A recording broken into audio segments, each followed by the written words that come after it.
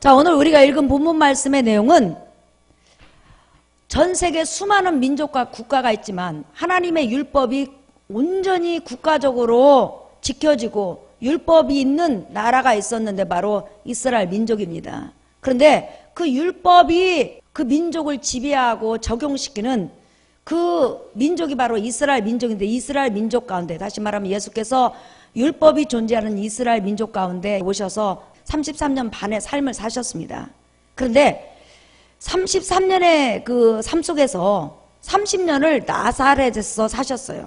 그러니까 나사렛 동네에 회당이 있는데 그 회당을 중심으로 하나님을 섬기고 사람을 섬기고 부모를 섬기면서 30년을 나사렛 그 마을에서 사셨으니까 예수님이 이 땅에 만약에 고향이 있다면 나사렛 동네겠죠. 그죠? 예. 근데 예수님께서 이제 30년의 그 삶을 나사렛에서 마치고 이제 하나님께서 보내신 메시아로서 구원의 주로서 구속주로서 사역을 성령 충만히 받아서 시작을 하게 됐습니다. 그런데 그 시작이 어디에서 했냐면 갈릴리 지역을 중심으로 했어요. 갈릴리 지역에서 예수님께서 메시아로서 구세주로서 이제 사역을 시작하니까 수많은 표적과 이적이 나타나고 사실상 서기관이나 바리새인이나 납비들이 설교했던 그 설교하고는 질이 다르죠. 예수님은 신이시니까 신이 설교하는 거잖아요. 그러니까 그보다 완전한 설교가 어디 있겠어요. 이 전 세계 주의 종이 다 합쳐서 설교를 한다고도 예수님 10만 분의 1도 안 따라가죠. 못 따라가요. 예. 그런데 그런 기가 막힌 설교를 예수님께서 이제 갈릴리 전 지역에서 하셨습니다.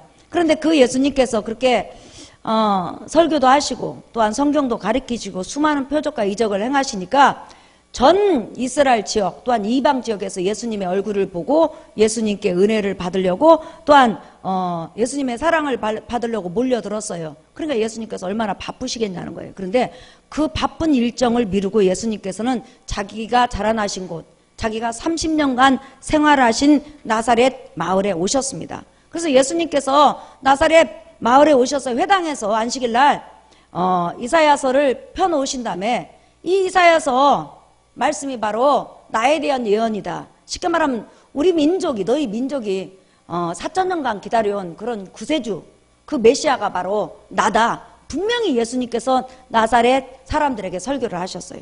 그러자 나사렛 사람들이 예수님이 설교하기 전까지는 표적과 이적과 능력을 행하니까 참 우리 마을에서 위대한 선지자가 나타났나 보다. 정말 하나님이 쓰시는 그런 납비가 나타났나 보다. 이렇게 환영을 하다가 갑자기 예수님께서 납비도 아니요 또한 선생도 아닌 이스라엘 민족이 기다려온 다윗 같은 왕이요 또한 모세보다도 위대한 선지자요 또한 이스라엘 민족이 기다려온 구원자요 메시아라고 하니까 그때부터 이제 화를 내기 시작했어요. 왜 그랬을까요? 예수 그리스도 외적인 그런 배경, 인간적인 배경만 보고 너같이 그렇게 초라한 자가, 너같이 아무 배경도 없는 자가, 너같이 군대를 모을 수 있는 힘이 없는 자가 어떻게 우리가 기다려온 메시아가 되고 우리가 기다려온 구세주가 되고 우리 민족을 이 노마에서 구원해낼 수 있느냐 해가지고 그 예수님의 설교를 들음과 동시에 예수님을 죽이려고 하고 미워하고 증오하고 비방하는 일이 벌어졌어요. 그러니까 예수님은 나사렛 사람들로부터 왜 배척을 받았냐면 너희가 기다려온 메시아다. 구세주다.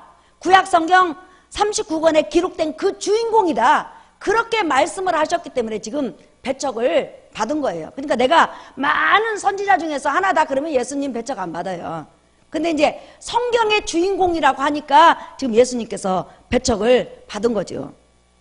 그때 예수님께서 마음속에 막 분노가 부글부글 거리고 예수님을 증오하고 예수님을 미워하고 저 사람을 어떻게 죽일 것인가 이렇게 생각하고 있는 나사렛 사람들에게 예수님께서 예수님 오시기 전 700년 전에 800년 전에 있었던 사건 2가지 예화를 드시면서 그 예화를 통하여서 우회적으로 나사렛 사람들을 책망하시고 나사렛 사람들로 하여금 그 메시아에 대한 무지, 하나님에 대한 그 무지를 심히도 안타까워하셨어요. 그러면 예수님께서 나사렛 사람들의 무지를 책망하시고 또한 그 나사렛 사람들의 무지를 안타까워하심으로 들었던 그 예화가 바로 오늘 여러분이 읽었던 본문에 나와 있어요. 그 예화가 어떤 예화냐면 첫 번째 예화가 한번 보실까요? 25절 보세요. 시작.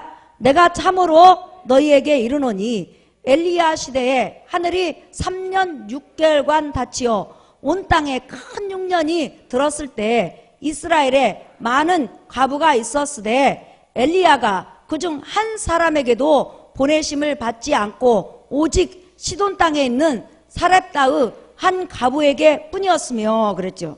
지금 나사렛 사람들을 책망하고 예수 그리스도를 메시아로서 배척하고 또한 성경의 주인공으로 배척하고 하나님이 보내신 그리스도로 받아들이지 않고 배척하는 그 무지함을 보고 지금 예수님께서 책망하기 위해서 이 지금 예화를 드신 거예요.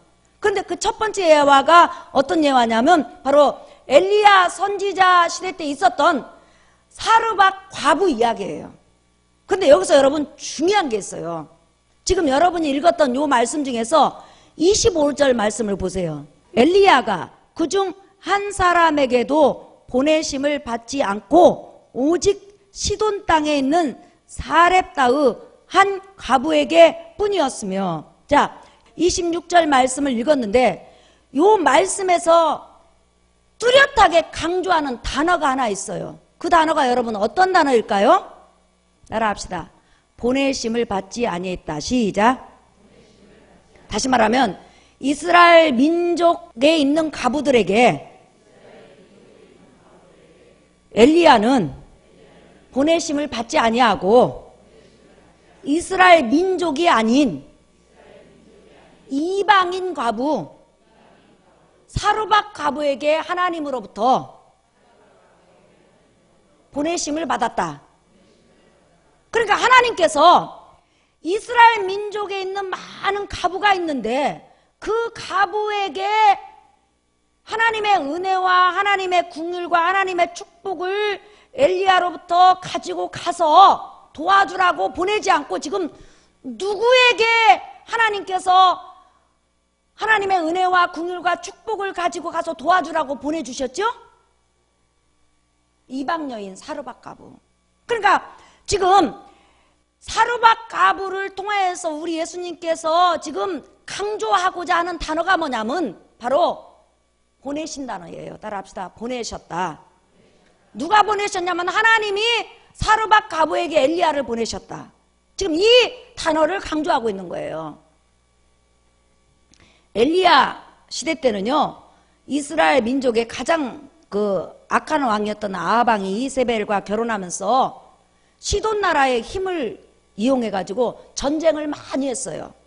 그래가지고 전쟁을 많이 해가지고 이스라엘 민족은 전쟁을 나가고 전쟁을 하면 여러분 뭐가 생기죠?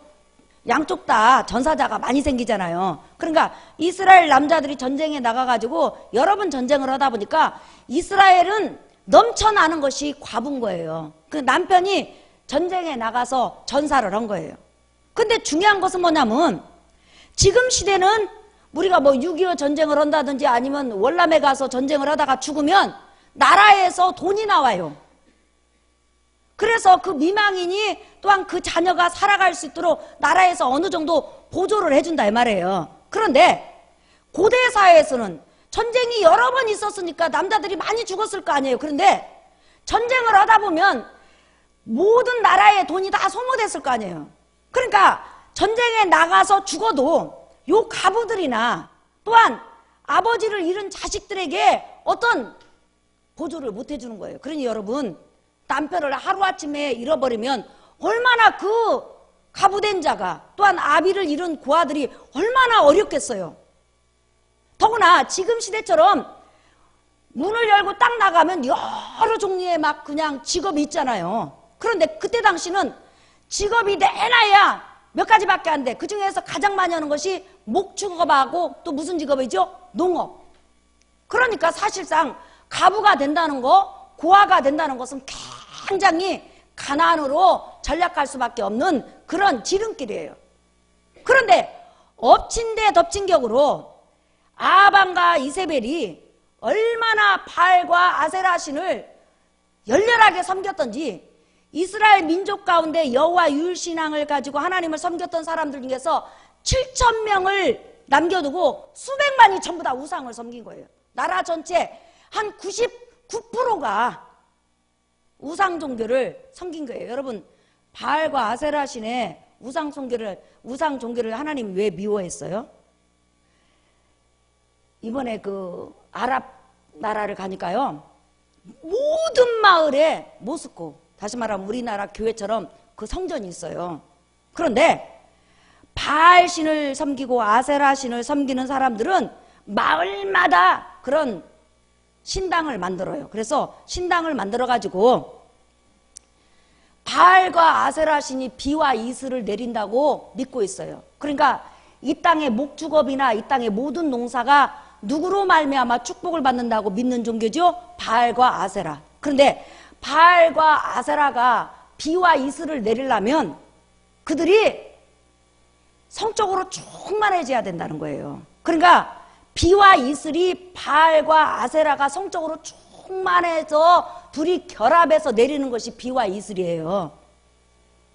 이 지금 신화 이야기하는 거예요. 신화. 그러면 이들이 이 바알과 아세라가 성적으로 충만해지려면 땅에서 사람들이 뭐를 해야 되냐? 바알 신당에 가서, 아세라 신당에 가서 그 바알 신당의 창녀들하고 남자들이 성적인 결합을 해야만이 그 바알 신과 아세라 신이 보고 그것이 막 흥분돼 가지고 둘이 성적인 결합을 하면 그것이 비가 되고 이슬이 된다고 가르친 거예요. 그러니까 얼마나 음란한 종교냐는 거예요. 무슨 말인지 아시겠죠? 그런 음란한 짓을 이스라엘 민족 하나님의 백성들이 한 거예요. 온 나라가 그렇게 음란이 판을 쳤다 이 말이에요. 그래서 하나님께서 이 아세라 선지자와 바알 선지자를 그냥 단칼에 죽이신 거예요.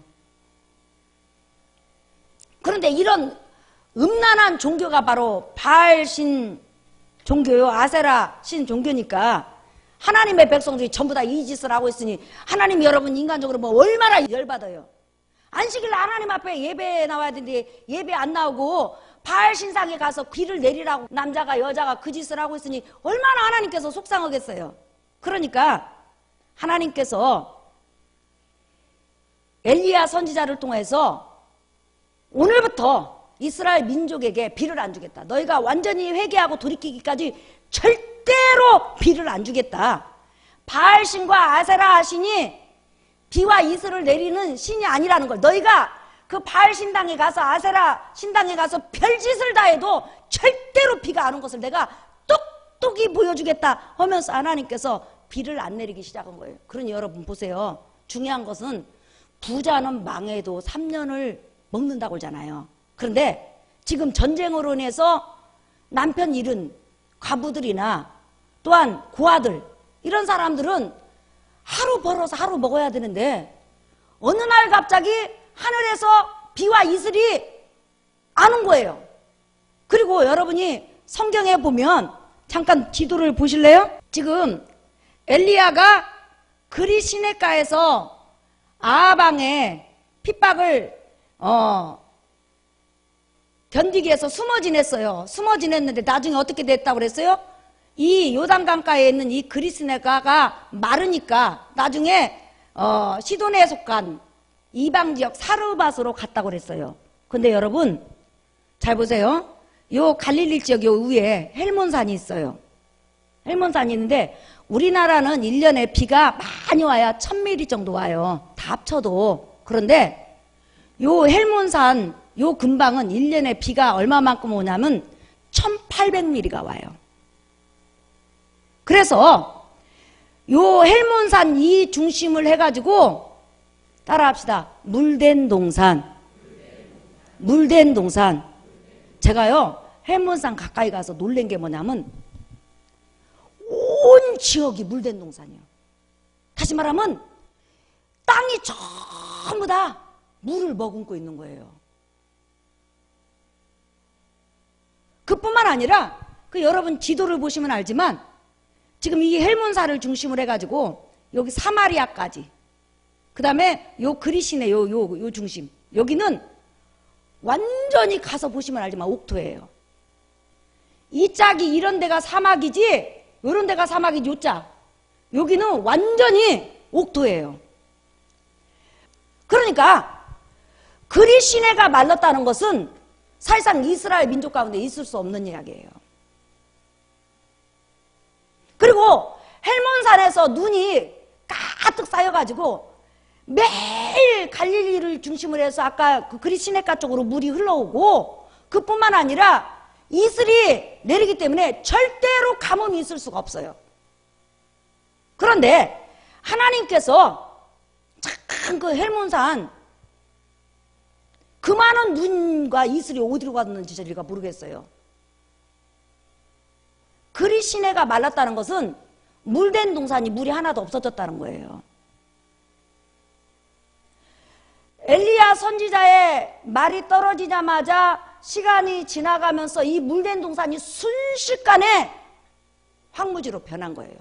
절대 그럴 수가 없는데 그 갈릴리 바다가 어느 정도로 옛날에는 물이 많았냐면요, 수력발전소가 있었대요. 그게 고고학적으로 전부 다 나타나는 거예요. 지금은 헬몬산에서 흘러나오는 물, 또한 여러 지형에서 그 나오는 물, 그 다음에 1년이면 1800mm 비가 오니까 얼마나 많은 물이 내려요. 이 물들을 전부 다 댐으로 막았어요. 지하로 막고 지상으로 막아가지고 전부 다 이스라엘 전역 산 높이까지 전부 다 끌어가요. 그래서 사실은 갈릴리 바다에는 물이 그다지가 많지가 않아요. 하지만 옛날처럼 댐을 전부 다 막지 않고 그대로 물을 만약에 흘러가겠다면 완전히 사마리아 그리시네 그쪽에는 완전히 물된 동산이 되는 거예요. 그 반면에 유다 지역은 완전히 또 황무지예요. 하지만 어느 정도로 헬몬산에서 이슬이 많이 내리냐면 우리나라 가는 비처럼 매일 내려요. 그런데 지금 엘리야의 말이 떨어지자마자 기근이 와가지고 중요한 것은 가부들이 전부 다 죽게 생긴 거예요. 이제 죽어가는 거예요. 날마다 시신이 쌓여간 거예요. 전쟁으로 인해서 먹을 것이 없어졌죠. 남편이 없지요. 그런데다가 지금 엎친 데 덮친 격으로 기근이 와가지고 먹을 것이 없어졌으니 이스라엘에 있는 가부나 또한 고아들은 완전히 지금 전부 다 계속 눈만 뜨면 시신이 산더미처럼 쌓이는 시대였다는 거예요. 그런데 그런 시대에 하나님께서 자기 백성을 외면하고 자기 백성은 지금 시신이 날마다 그냥 산더미처럼 쌓여가고 아우성 치는데 자기 백성은 외면하고 지금 엘리야 선지자를 누구에게 보냈어요, 여러분? 누구에게 보냈어요? 이방 여인 사르밧 가부에게 보냈다는 거예요. 그런데 여러분 여기서 중요한 게 하나 있어요. 지도 보여주세요. 이 엘리야 선지자가 물이 다 떨어진 다음에 그러니까 이 물된 동산이 물이 하나도 없어진 거예요. 그러니까 이 헬몬산에서 더 이상 눈이 녹지 않고 물이 안 내려온다는 거예요. 이게 하나님의 기적이라는 거예요. 그리고 또 비가 1년이면 1800mm 이상 오니까 여기가 다 물된 동산이라니까 이렇게. 그런데 물이 완전히 없는 상태에서 지금 이렇게 엘리야를 요 그리시네가에서 한 160km에서 200km 정도 떨어진 시돈 이방 지역 사르밧으로 우상 지역으로 가게 하셨어요. 가게 하셨을 때 사실은 비가 안 온 지 한 6개월 정도밖에 안 돼요. 여기서 엘리야는 3년 가까이를 지냈잖아요. 그래 6개월 만에 완전히 여기가 황무지로 변한 거예요. 그런데 6개월도 안 됐는데 중요한 것은 여러분 어떻게 됐죠? 지금 이스라엘은 시신이 넘쳐난다는 거예요. 그리고 나서 3년간 기근이 더 됐으니까 나라가 완전히 어떻게 되겠어요? 이디오피아하고 똑같이 됐다는 거 여러분이 상상하시면 돼요. 그래가지고 엘리야를 지금 자기 백성이요 아브라함의 후손이요 선민으로 선택한 이스라엘 백성은 날마다 굶어서 그냥 완전히 뼈다귀만 남게 죽어가고 있고 시신이 날마다 하늘처럼 쌓여가는데 하나님은 자기 백성을 딱 외면한 채 지금 엘리야를 어디로 보냈어요? 사르밧으로 보낸 거예요. 그리고 나서 사르밧으로 가갖고 이 시돈 나라도 지금 완전히 기근을 내서 죽어가요. 그러니까 사르밧가브가 말해서 오늘 마지막으로 이거 먹고 내일은 이제 우리 굶어 죽습니다. 여러분, 우리가 양식이 많으면 안 아껴.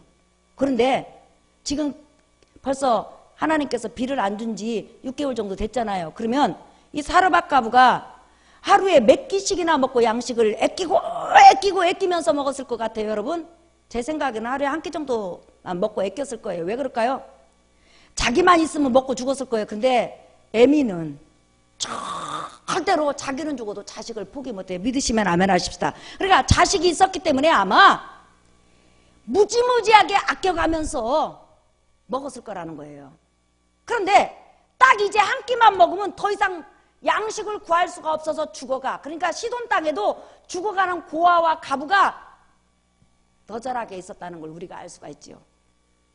그런데 요 가부에게 엘리야를 딱 보낸 다음에 엘리야가 그곳에 가가지고 얼마나 하나님의 궁율과 은혜와 축복을 베풀었는지 다른 사람은 기근 때 다 죽어가. 또한 북이스라엘 선민인 이스라엘 백성 과부와 고아와 이스라엘 백성들은 완전히 시신이 하늘에 쌓을 만큼 죽어가. 그럼에도 불구하고 하나님은 3년 동안 그 어떤 곳에도 궁유를 베풀지 않았다는 거예요. 누구에게만 지금 궁유를 베풀었을까요? 에? 사르밧가브에게. 그러면서 지금 예수님께서는 말씀하시는 거예요. 왜 하나님이 이렇게 하셨느냐? 하나님이 자기 백성이라면, 자기 선민이라면, 아브라함의 자손이라면 인간적으로 말하면 자다가도 뻘떡 일어나가지고 그 백성을 사랑하시고 그 백성을 품으시고 그 백성을 도우시고 그 백성에게 궁유를 베푸시는 하나님. 하나님의 성품이 뭐냐면 궁유이잖아요. 그런데 그렇게 궁율이 많으신 하나님이 어떻게 자기 백성을 저렇게 처절하게 기근 가운데 내버려 두었느냐.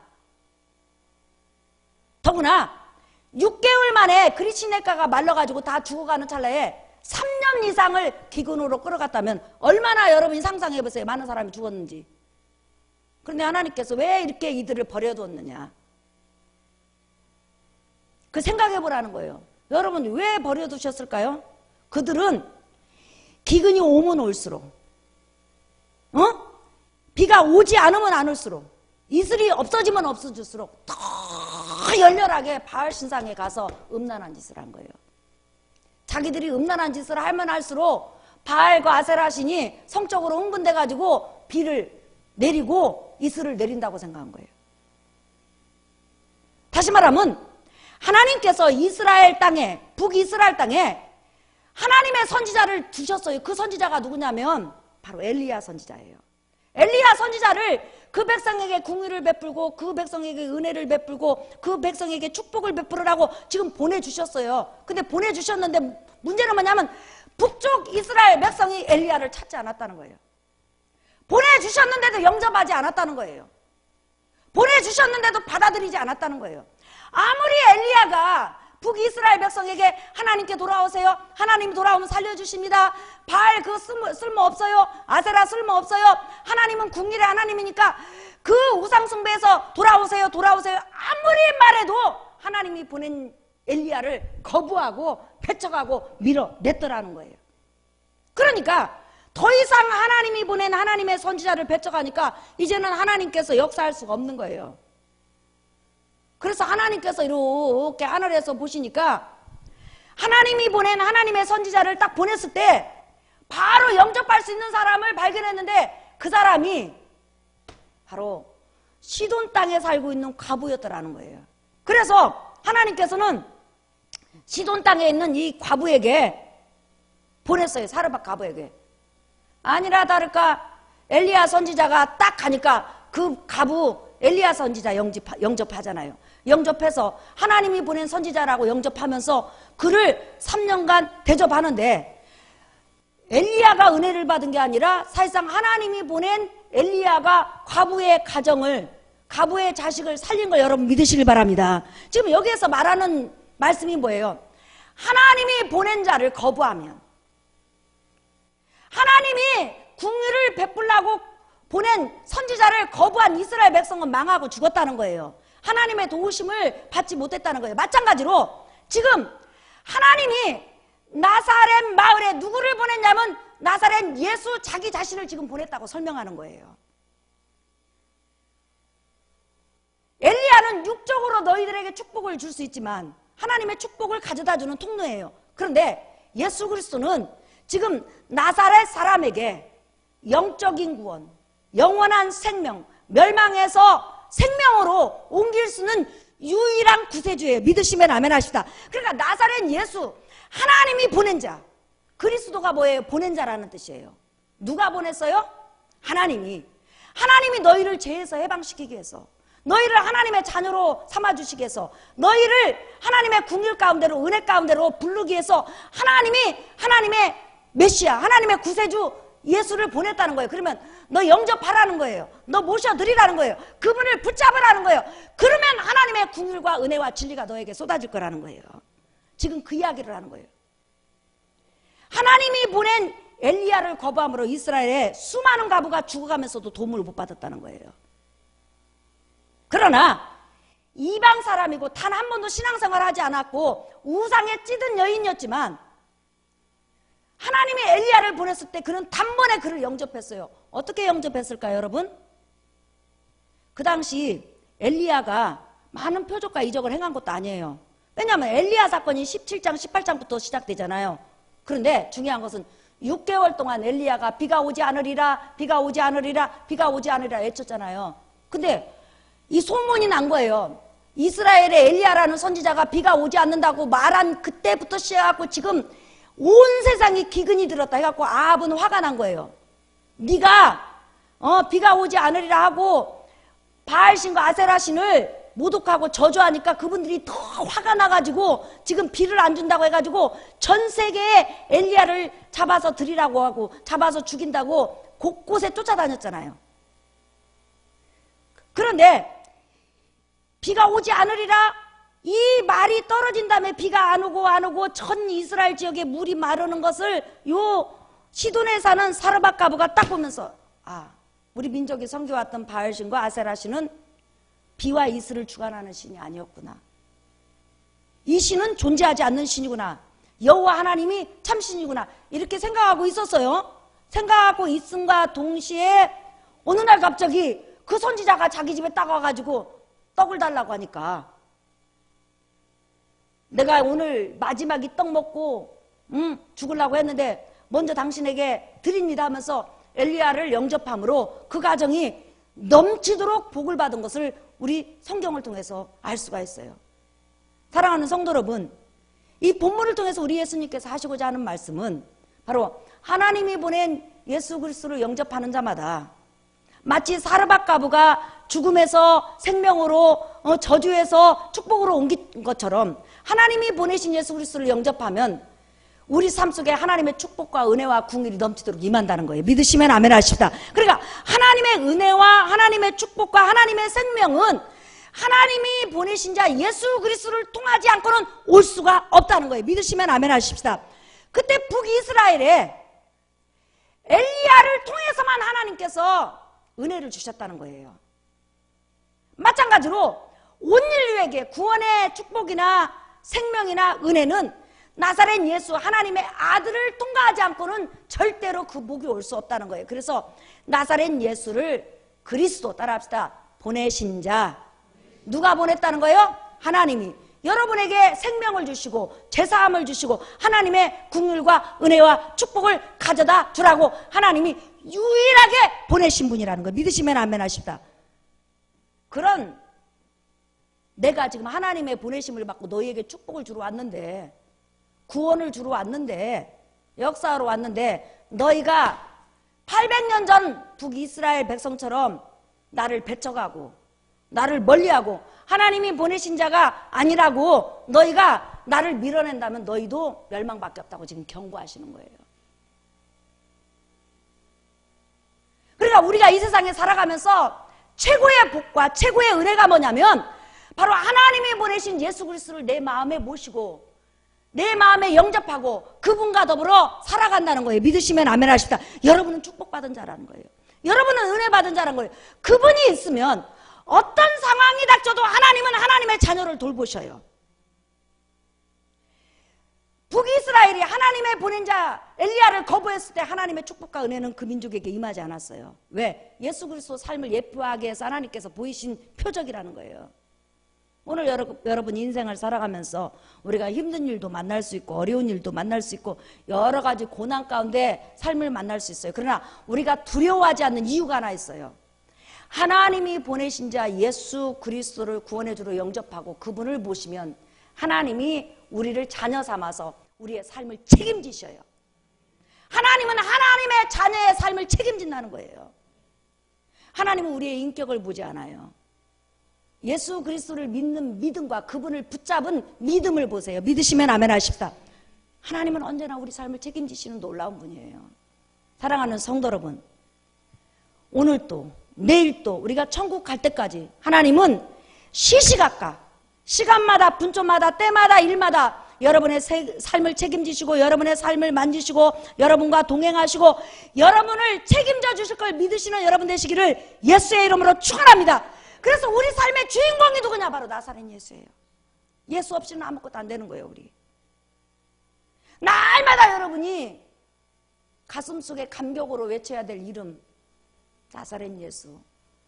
하나님이 나에게 보내주신 구세주, 하나님이 나에게 복을 주시려고 보내주신 유일한 분, 그 예수 그리스도를 여러분이 사랑하고 가슴에 품고 하나님의 자녀로 살아가서 하나님의 축복과 은혜와 능력 가운데 사는 여러분 되시기를 예수의 이름으로 축원합니다. 찬송가 534자.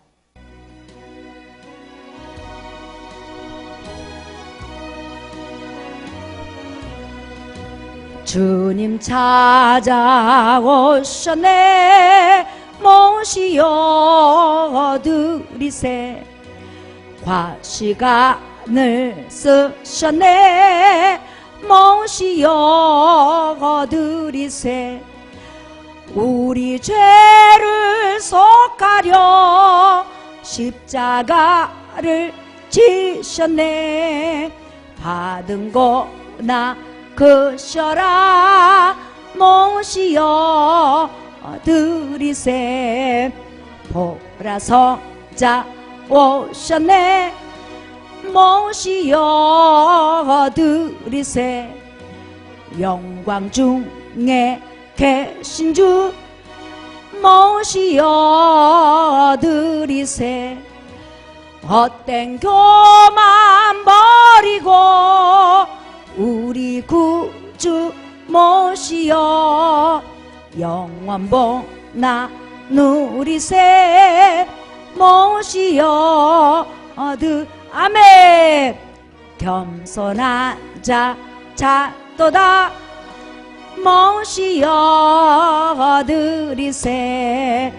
하늘에서 부르네, 모시어 드리세. 적은 자리 드리고 주실 은혜 구하세. 하늘나라 세우세, 모시어 아멘. 주여 내가 믿으니 오소서 아멘. 주여 환영하오니 오소서.